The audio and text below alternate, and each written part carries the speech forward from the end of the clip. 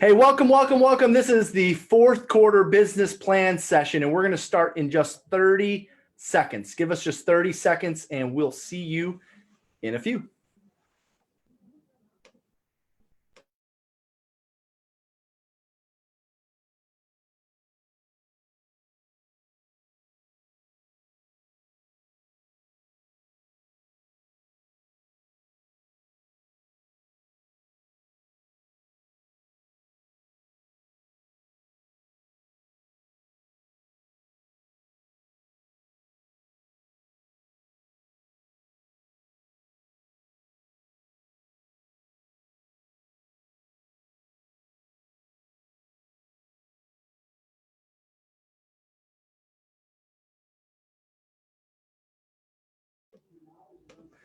All right, thank you for joining me. Jeff Glover here from Glover U, coming at you today from Detroit, Michigan, the Glover U studio. Thank you for joining me. We are jumping into the fourth quarter business plan.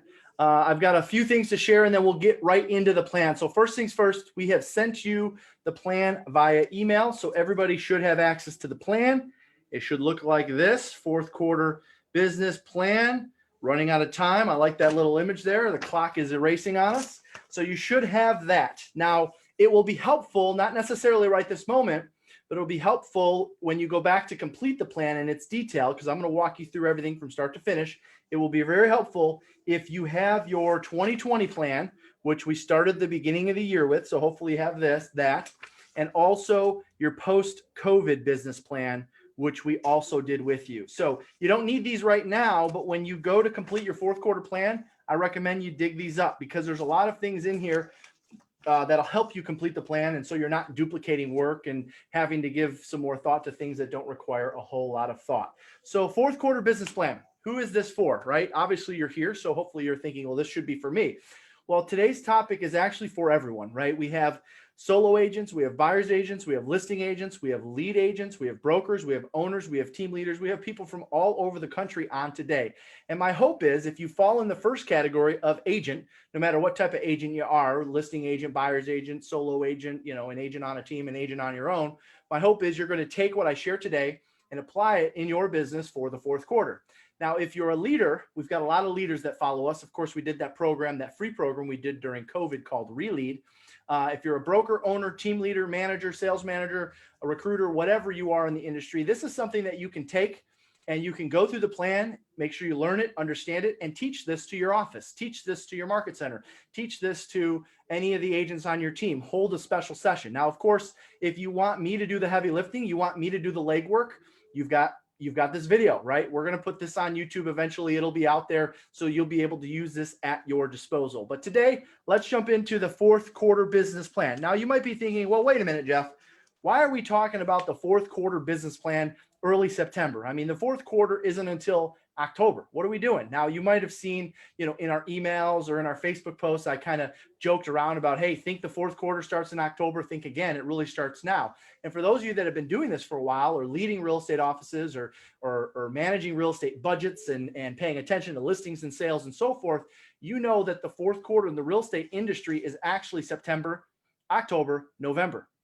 Because, and I'm not telling you anything you don't already know, the activities, the actions, the things that take place in December are going to show up in 2021, which is exactly why we ask and expect agents to have their business plan for the next year done by the end of November. Quite honestly, I know a lot of teams that like to have that done by the middle or the beginning of November, because come December 1, you're actually operating in 2021. You follow me? So really, you don't have 4 months to hit your goal. You have 3 months left. And I know this year was a little funky. I know we had a lot of things going on. Again, you probably put together a post-COVID business plan, and you're probably thinking, Jeff, how many plans are you going to give us? Like, every day you're coming up with a new plan. Well, first of all, for those of you that don't know me, I'm on the ground with you every single day. So I'm going to continue to come up with things as I see it, as I face them, right? For those that have never met me before, or maybe this is your first time on a webinar with us, I've been in this business 18 years. I'm still on the ground selling between 75 and 100 homes per year personally. I've got over 60 closed year to date. I'll probably end up around 80. And our team sells close to 1,000 transactions a year here in the great state of Michigan. So I'm on the ground. I'm with you. I've got a listing appointment later this afternoon. I'll go out and present. I'll use the Glover U listing presentation. Anyways, the reason why I'm sharing this with you is because I know we have a lot of first timers on. And so if you haven't checked any of our stuff out by now, for those of you that have been following us for a while, I know you know this like the back of your hand. But if you haven't been following any of our stuff for a while, one of the best places you can go is the Glover U Inner Circle. It's a free Facebook group. Anytime we've got a new idea, a new strategy, you're looking for role play partners, you're looking for accountability, we drop it into the Glover U Inner Circle Facebook group. So after this session, just search Glover U Inner Circle. You'll be able to find it. It's free to join. We also have a quarterly magazine that comes out. You put your information in there. We'll make sure you get it. It's 40, 50 pages of real relevant content. Why? Because we're on the ground with you every single day. In fact, one of the only, if not the only, coaching company where the head coach is on the ground still selling homes day in, day out with his people. All right, so let's go ahead and jump in. Fourth quarter business plan. And I know we're going to throw that up on the screen. So again, grab this one. You probably have this one. You're going to need this later, and that's okay. But for right now, go ahead and grab this one. Fourth quarter business plan. Let's go ahead and open that up to the first page, and we'll have that on the screen for you to see as well. So I'm going to walk you through the fourth quarter business plan. You'll see right at the top, it says September through November. And then of course, part one, which is so far this year. Now, my goal when I put this plan together was to keep it as short and sweet and simple as possible. All right. At the beginning of the year, you probably put a 10, 12, 13, 15 business plan together, right? Our 2020 business plan is probably like 15, 12, 13, I don't know, 18 pages, right? And then of course we did the post-COVID plan.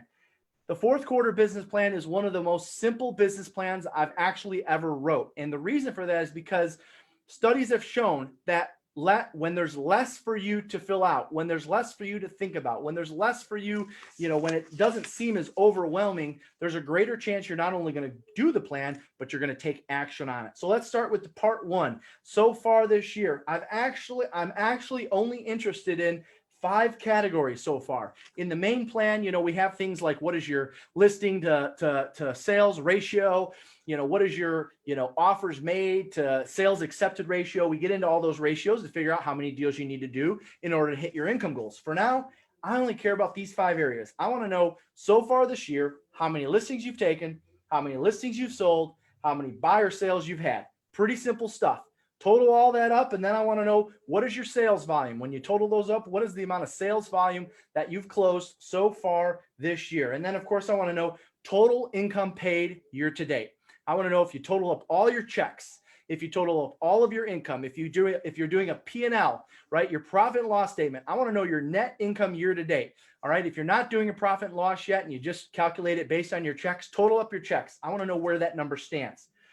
In that activity alone, going through part one, right? Now that's going to force you, by the way, I don't know if you keep this in a spreadsheet, if you keep this in your CRM, or if you have a program or your company keeps track of it for you. This is going to force you to go back and look up these numbers. And for some of us, we're going to have a huge awakening. We're going to have a huge kind of, oh shoot moment. Like, I didn't realize how far behind I was. I've only taken 7 listings this year. My goal was 17. How am I going to make up the other 10? Well, hopefully by the time we get through this session, you'll have some ideas on how to do that. But this really should be, for some of us, unfortunately, a rude awakening. For some of us, because you've had a great year. I know many of our clients who are on this right now, by the way, we've got over 500 clients from around the United States, coaching clients, whether they're in one of our programs or not. A lot of them are having breakout years, banner years, their best year ever. So for some of you, I'm actually going to encourage that you increase your goal. We'll talk about that in a second. Part 2, the goal for the rest of the year. We'll start with listings taken. I want to know what you want to take in terms of listing contracts signed September, October, November, right? Because that really is the rest of the year. Well, Jeff, why is that the rest of the year? Well, because if you take a listing on December the 5th, is it going to close in 2020? No. Number one, it might not even sell in 2020, but it's definitely not going to close in 2020. So everything we're focused on is September, October, November. I don't even care what happens in December, and we'll get to that in a moment. I want to know listings sold written, meaning a written sale. What is that? Your listing goes pending, hasn't closed yet. You accept an offer on it. That's a written sale, right? You write it up on the sold board or wherever you write it up. That's a sales written. There's sales written and there's sales closed.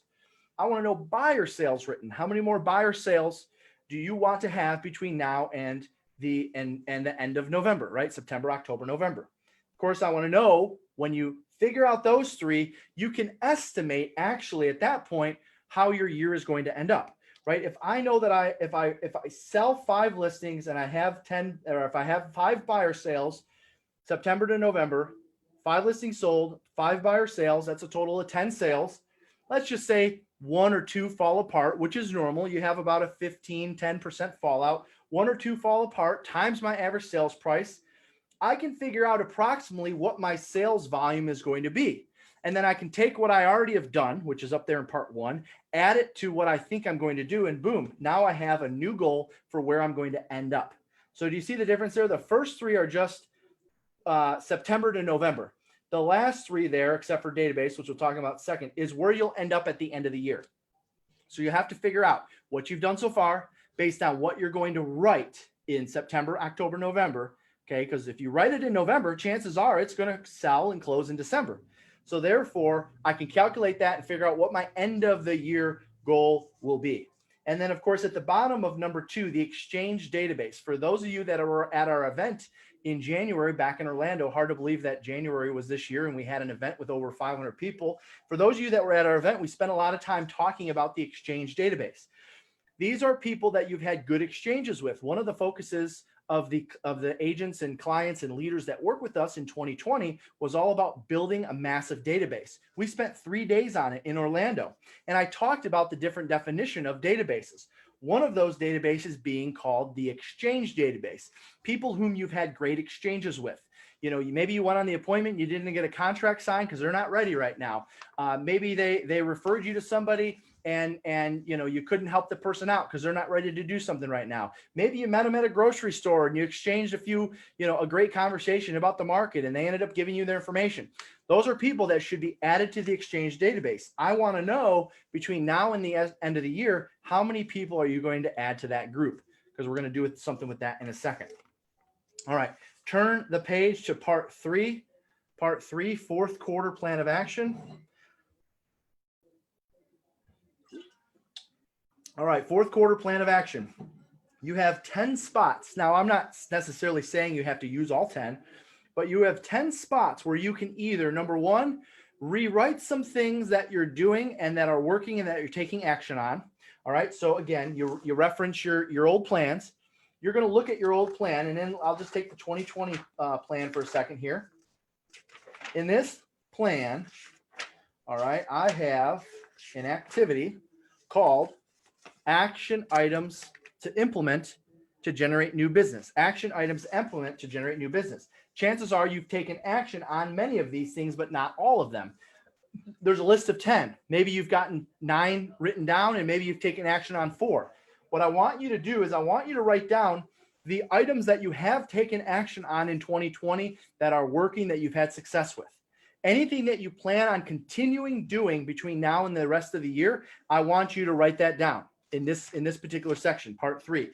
I also want you to rack your brain and maybe use some advice from this particular session. I also want you to rack your brain, get a copy of the Glover Gazette, which you can do by going to gloveru.com/Gazette. Get your hands on something where we're talking about things you can do to generate business. Again, that's gloveru.com/Gazette. It's a magazine we produce quarterly.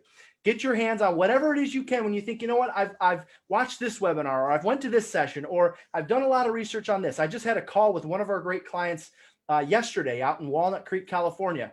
She's planning on adding radio to her business, right? She's been doing postcards and farming and is getting good results, but she wants to add another dimension. So we talked all about what it looks like to add radio advertising to your business. That would be something that she would write in this section, for instance. Part 4, the new morning schedule. All right. You want to talk about a part of the day that has shifted more than probably anything else this year. It is the morning routine. I realize with COVID and everything going on, It seems like almost every other month, our morning routine has changed. We've got a lot of agents, a lot of clients that are moms, single moms, moms with blended families, a lot of teachers now and homeschoolers, and figuring out what to do with school. All right. So when you think about September to November, obviously, with the exception of Labor Day, once school starts, and I realize in some cities and some states it already has, you probably have a new routine. You probably have a new morning schedule. We were talking with some of our top agents about what their new routines are going to look like now with the current homeschooling, teacher, virtual learning, Tuesday, Wednesday, Thursday, in person, all those scenarios that I'm sure you're familiar with. Well, I want to know what your new morning routine is going to be given the current situation you're in. Now, if you don't have kids, your morning routine probably didn't change at all. But if you do, my guess is it did, right? In the post-COVID business plan, I asked you, this was the May plan that we did in the month of May. I wanted to know what your June, July, August schedule would be, right? Because of course, summer is different than this time of year. Well, now you're going to throw that plan out the window. Now you're going to throw that schedule out the window, and we're going to focus on your new morning routine for September, October, November only. All right. You're getting a break in December, and we'll share that in a second. So essentially, I want to know what you do from the time you get up until lunchtime, because without question, that is the most important time of the day. Master the morning, and the day falls into place. If you only focus on one part of the schedule, the rest of your day, the rest of your business will fall into place. I tell people all the time, and they hate hearing it because it sounds boring, it sounds mundane, but it leads to mastery. When you do the same thing at the same time, brush your teeth at the same time, you're in the shower at the same time, you're arriving at the office at the same time, or you're sitting in your home office at the same time, you're looking up expired opportunities at the same time, you're getting a Facebook post ready at the same time. When you do the same thing at the same time, Monday, Tuesday, Wednesday, Thursday, Friday, that leads to consistent activities, which then lead to consistent income. Now, I realize, given the school situation, maybe your Monday, Wednesday, Friday would look the same, and your Tuesday, Thursday would look the same. So what I would recommend you do there, if you're one of those, just draw a line down the center, right? You got plenty of room there. You just draw a line right down the center, and maybe you have Monday, Wednesday, Friday on the left, Tuesday, Thursday on the right. Or maybe it's Monday, Tuesday, Wednesday on the left, Thursday, Friday on the right. I want to know what you do from the time you get up until lunchtime. That will tell me, by the way, with any agent that coaches with us, they can tell me what their goal is and what they did last year. And when I ask them, send me a copy of your morning schedule, I can tell you whether they're going to hit their goal or what needs to change in their goal. It's that simple. Just looking at the morning routine, big difference maker. All right, turn the page to part 5. So let's talk about a September listing strategy. Why am I talking about a September listing strategy? Because most agents, most consumers put listing their home on the back burner in the month of September. It's natural. In fact, it usually starts the second to last week of August. For those of you that do a lot of lead generation, talking to a lot of potential sellers, they say, we're going to wait till we get back into school. We're going to wait till we figure out what the schools are doing. Now even more, it's been exacerbated because of everyone's school situation is different and nobody knows what was going on until now. Of course, most of you probably know what you're doing. So we heard more and more, we got to figure out our school situation. We got to figure out our school situation. We got to figure out our school situation before we even consider doing X. And so guess what happens? That's an objection that a real estate agent hears. I totally understand. Maybe you're in the same boat. Hey, I'm in your same boat. I understand it. I'm with you on that. I'll give you a call back mid-September. So what I'm encouraging you to do as part of your plan is to look at where you could find listings in September while your competition is sleeping, where you could find listings in September while your competition is focusing on buyers, or where you could find listings in September while your competition is still focused on getting into their new back to school routine. Because you better believe there's 2 things I love about the first part of September.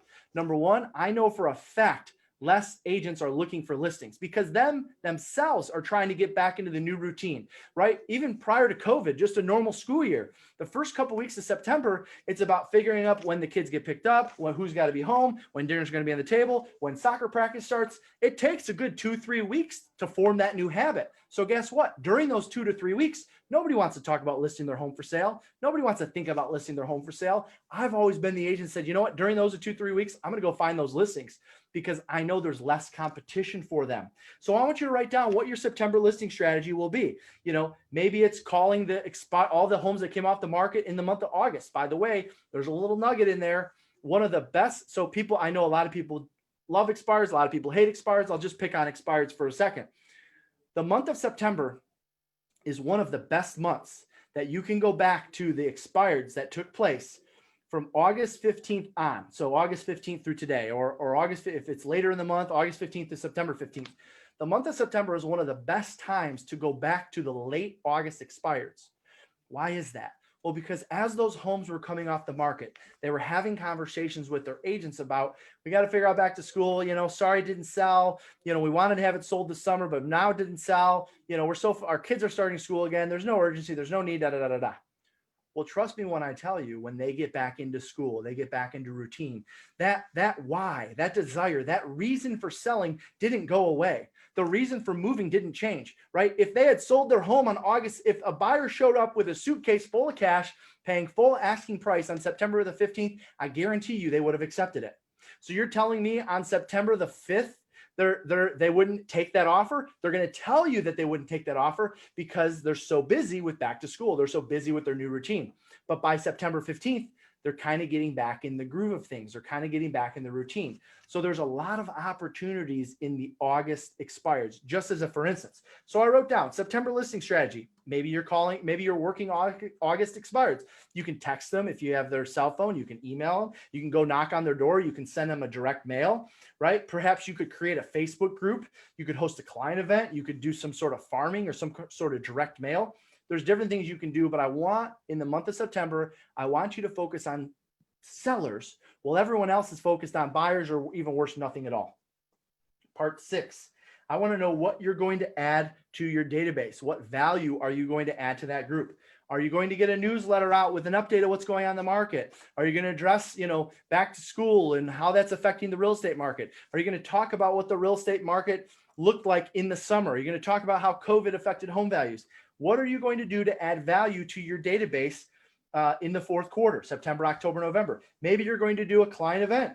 Maybe you're going to do a virtual happy hour, right? Maybe you're going to do a client event at a cider mill, or an apple orchard because it's an outdoor event and some states will allow that.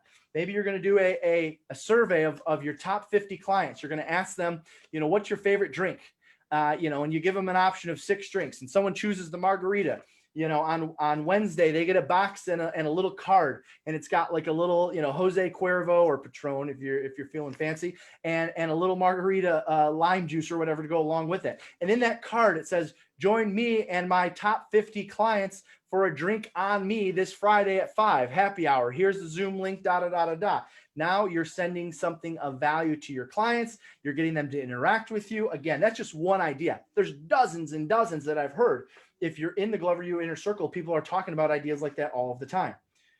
Part 7, the fourth quarter CRM follow-up strategy. What are you going to do to add value to the leads in your CRM? When is the last time you changed up your texting campaign? When is the last time you changed your drip campaign? Are you still using a drip campaign that came with your CRM? Have you not modified that yet? Have you not adjusted that for COVID? Now would be an opportune time to look at what is being sent out from your CRM to buyers, to sellers. All right. I want to know what your follow-up strategy is in the fourth quarter. Maybe you're going to send out a mass text or a mass email or a drip campaign that has to do with interest rates, right? I want to know something that you're going to do in your CRM. We've got people from all companies, all brokerages. So your favorite CRM, just utilize it to its fullest extent in the fourth quarter. What are you going to do to add value to that group? Categorize by who needs to move, by the way, by the end of the year. Find your most active people. I want to know what your follow-up strategy and what your fourth quarter CRM strategy is going to look like. Part 8, fourth quarter marketing, social media strategy. Fourth quarter marketing and social media strategy. All right, I want to know the strategy that you're going to deploy in the fourth quarter. Remember, September, October, November. Maybe in the month of September, you're focused on back to school marketing. Maybe you're talking about how back to school means back to sellers, right? We do a contest every year with our company. We call it Back to Sellers. It just started on September the 1st. I want to know what your strategy is going to be in terms of marketing in the fourth quarter. Maybe you made the decision because you did a webinar with me a few months ago that, Jeff, I'm going to take your advice. We have a lot of people having success with this, and they're sharing the success stories of their buyer wins. It's interesting. I'm starting to see them pop up all over Facebook. So I appreciate you guys taking my advice on that. When you're able to get offers accepted and you're in a multiple offer situation, when you're able to help a buyer find a home in less than 30 days, when you're able to save a buyer money. Jeff, how do you save a buyer money right now? Well, you're able to negotiate money off of their home inspection, or the appraisal comes in low and you're able to negotiate the seller accept that. Any type of buyer win is going to stand out right now. Stop doing this. Hey, sold this listing in 32 hours for 113% of asking price. That doesn't stand out. Everyone's posting that, but not many are posting their buyer success stories. And I promise you, by the way, the best marketing, you should know this by now, the best marketing solves a problem. The best marketing solves an issue. Well, what's the problem? Well, the consumers are all talking. They know that it's tough to find a home for sale right now. They know that people are struggling to get their offer accepted. Well, if you're the real estate agent, or you're the team, or you're the company that starts posting all of your buyer success stories, guess what? That's going to stand out as a solution to a commonly known problem. People are going to screenshot it. People are going to send it to their friends. Hey, aren't you trying to buy a house right now? Didn't you tell me that you weren't getting your offers accepted? How is this guy saving his buyer's money? How is this guy getting it done in less than 13 days? They found their dream home. You might want to consider reaching out to them.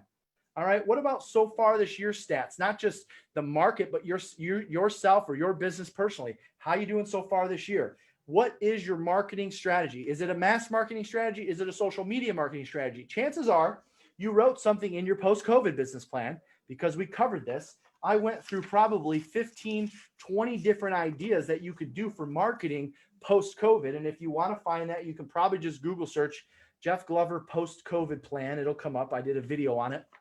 I gave a bunch of marketing ideas in there. So you guys should have that. All right, let's move over to part 9. Part 9. My ideal December, favorite part of the plan. Okay, watch this. This is where you get to write down, where if you follow part 1 through 8, if you do what you're supposed to do, if you add value to your database, you take action on your plan of action, you take action on, you put together a new morning routine. This is where everything gets to fall into place. This is where you get to write out what your ideal December will be. All right. So it can be a story. I love that. It can be bullet pointed. It can be a couple sentences. I don't care what it looks like, but I want to know what your ideal December is going to look like. Because watch this. If your goal was to say, do 16 transactions between now and the end of the year, Jeff, I need to close 16 more. All right. Well, you might be thinking you got 4 months to do it. Wrong, right? Well, what do you mean? 4, 4, 4, 4, 4, 4, that's 16. By 4 months left, that's 16. Wrong. We talked about in the beginning. You actually only have 3 months to get those 16 deals under contract so they all close by the end of the year. So actually, instead of doing 4 a month, you really need to do like 5 to 6 per month in September, in October, in November, in order to close 16 by the end of the year. So make sure you're checking your math and you're dividing everything by 3, not by 4. Once you hit your goal, let's say you wrote down your goal was to close 16 more between now and the end of the year. Once you hit your goal, you can write off in the month of December. I want you to write down a vacation you're going to take, how much time you're going to take off. You're going to take off the week between Christmas and New Year's. Great.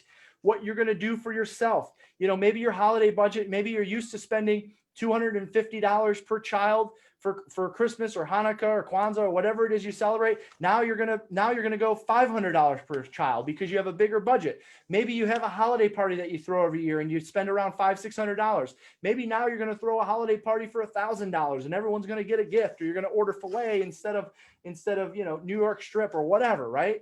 I want you to write down, if you hit your goals, what your ideal December will look like. And I promise, when it comes later in the year, don't worry. We're going to do a 2021 business plan. I'll have it all put together for you. I promise I'm going to remember that I said you can take some time off. And I know everyone thinks I'm just a hard driver. You can take some time off in the month of December if you hit your goals. If you hit your goals, what do you want your ideal December to look like? Now, if you fall short, you have a choice to make.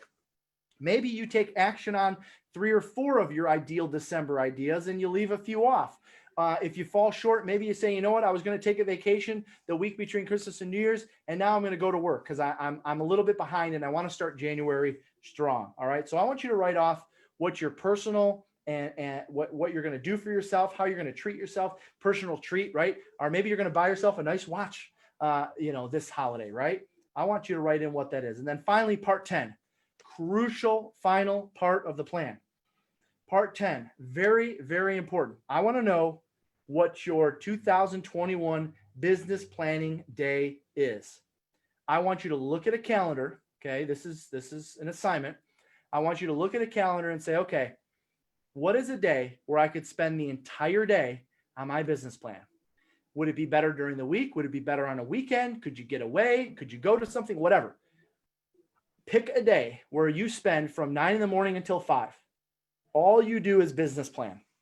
You think about what you accomplished in 2020 and what you want to accomplish in 2021. And that's all you do. You write out plans of actions. You write out strategies. You write out your social media calendar. That's something that we do every year. Most of our social media stuff, except for when I get some crazy idea and the staff goes crazy with me, most of our social media stuff you see is planned out a year in advance or at least a month in advance. Could you do that as part of your 2021 business plan? The answer is yes. So I want you to look at a calendar, preferably, by the way, in the month of October, November. You don't need to do this. You don't need to pick a date in September. I wouldn't pick a date in September. I'm thinking probably, October, November. Pick a date where you say, I want this to be my business planning day, meaning no appointments. I do this every year, by the way. I'm only recommending things to you that I do. I recommend a weekend, by the way, a Saturday or Sunday. No appointments, no phone calls, no lead generation, no closings, no distractions, just you and your team, or you and your leadership team, or you and yourself personally, or you working with your coach to do your business plan for 2021. Identify the date. Next, I want your 2021 business plan due by no later than December the 1st, 12/1. So if your date is 11/15, cool. You got to have it done by 12/1. I don't care. It cannot be later than 12/1. And I'm going to share with you how we can help you with that. We had a change, unfortunately, this year with you. For those of you that have been following us for a while, we've had 2 events per year. All right. We've had one in Northern Michigan in the beautiful resort town of Traverse City in July. And we've also had one we now moved it to Orlando, Florida by popular request because we had them in different parts of the Midwest. We have a January event that takes place in Orlando.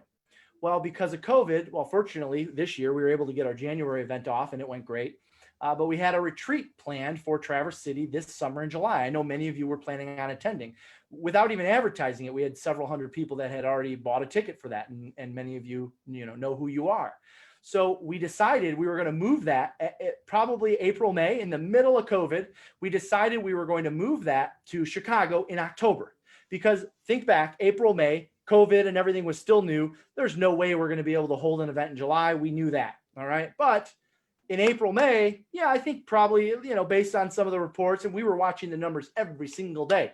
Come April, May, we had to make the decision to move it to October in Chicago. Well, of course, the numbers went down quite a bit and then they went right back up. So we had to cancel, unfortunately, our Chicago retreat. And instead, what we decided to do was come up with a plan to where we could come to you or your office, your brokerage, your team, your market center, whatever you call it.